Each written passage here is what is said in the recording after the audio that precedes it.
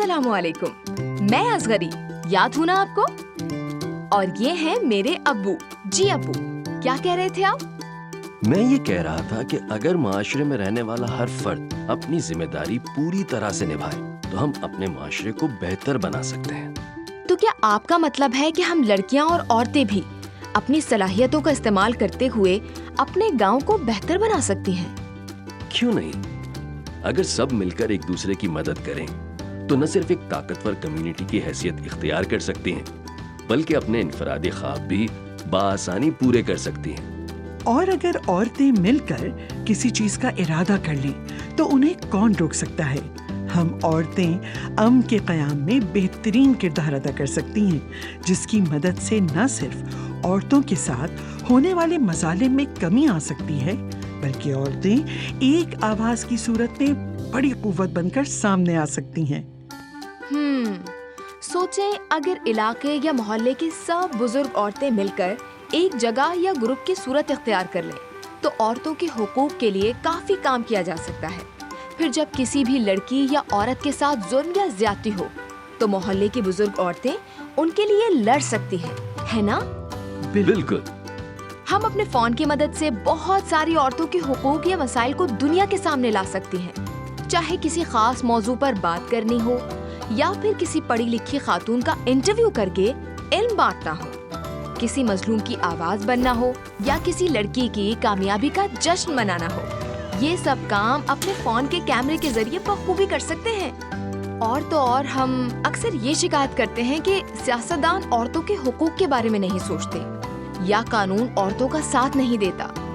کہنے کو تو عورتوں کی حفاظت اور سہولت کے لیے قانون موجود ہے لیکن اس پر عمل نہیں ہوتا۔ لیکن بیٹا، ایسے بہت سارے ادارے ہیں جو عورتوں کے حقوق کے لیے کام کرتے ہیں۔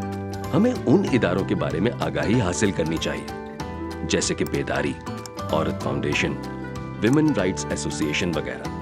اداروں کے ساتھ ساتھ اپنے حقوق کے بارے میں بھی سمجھنا چاہیے تاکہ جہاں ہمیں لگے کہ اداروں کی کمی ہے ہم اپنے ادارے خود قائم کر سکیں تاکہ ہم اپنے حقوق کے لیے خود لڑ سکیں اور گھر گھر جا کر آگاہی فراہم کر سکیں۔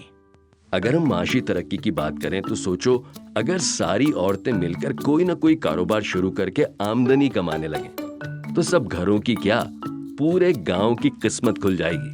جیسے شاہدہ باجی نے پہلے خود سلائی سیکھی، پھر محلے کی کچھ عورتوں کو سلائی سکھا کر درزن کا کاروبار شروع کر دیا۔ بالکل۔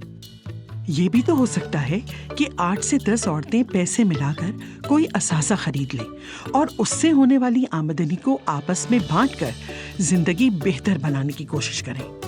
لیکن ابو، یہ ادارے اور کاروبار کھولنے کے لیے پیسے کہاں سے آئیں گے؟ چلو ایک بات اور بتاتا ہوں۔ اگر سارے پیسے جوڑنے کے بعد کبھی رقم کم پڑ رہی ہو یا اور سرمایہ کی ضرورت ہو تو آپ قریب ترین بینک میں گورنمنٹ لونز کے لیے درخواست دے سکتی ہیں اور پھر آسان ماہانہ قسطوں میں اس لون کی ادائیگی کر سکتی ہیں۔ سارے ادارے چھوٹے قرضے یعنی مائکرو فائنانس کے موقع فراہم کرتے ہیں۔ جیسے کہ؟ اب اگر تمہیں اور تفصیل چاہیے تو چلو ہمارے ایک دوست ہیں، ان کو فون کرتے ہیں۔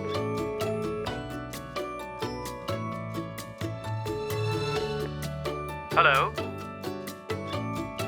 جنید، ایک بات بتاؤ، ہماری بیٹی جاننا چاہتی ہیں کہ کون کون سے ادارے عورتوں کو چھوٹے قرضوں کی صورت میں سرمایہ فراہم کرتے ہیں۔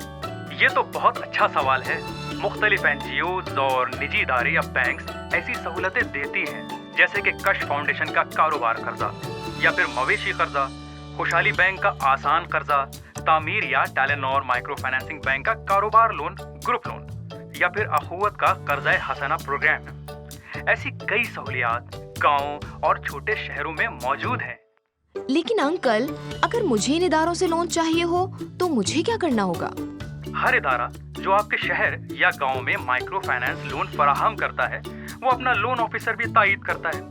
آپ کو اس کے لون آفیسر سے ملاقات کرنی ہوگی اور ان کو اپنی ضرورت کے بارے میں آگاہ کرنا ہوگا، جیسے آپ کو لون کیوں چاہیے، آپ اس کا استعمال کس طرح کریں گے اور کیا آپ طے شدہ مدت میں قسطوں کی صورت میں لون واپس کر پائیں گے۔ لون آفیسر آپ کی ضرورت اور حالات کا جائزہ لینے کے لیے آپ سے چند سوالات کرے گا۔ जिन के जवाबात की बुनियाद पर आपकी लोन की दरख्वास्त मंजूर या फिर मुस्तरद होगी। शुक्रिया अंकल, ये सारी आगाही मैं अपने दोस्तों तक जरूर पहुंचाऊंगी। हाँ बेटा, बिल्कुल पहुंचाना और उनका हौसला भी बढ़ाना। ये तो इतने सारे तरीके हैं जिनकी मदद से हम सिर्फ खुद को ही नहीं बल्कि अपने गांव को भी तरक्की की राह पर ले जा सकते हैं। मैं आज शाम ये सारी बातें अपने दोस्तों को बताऊंगी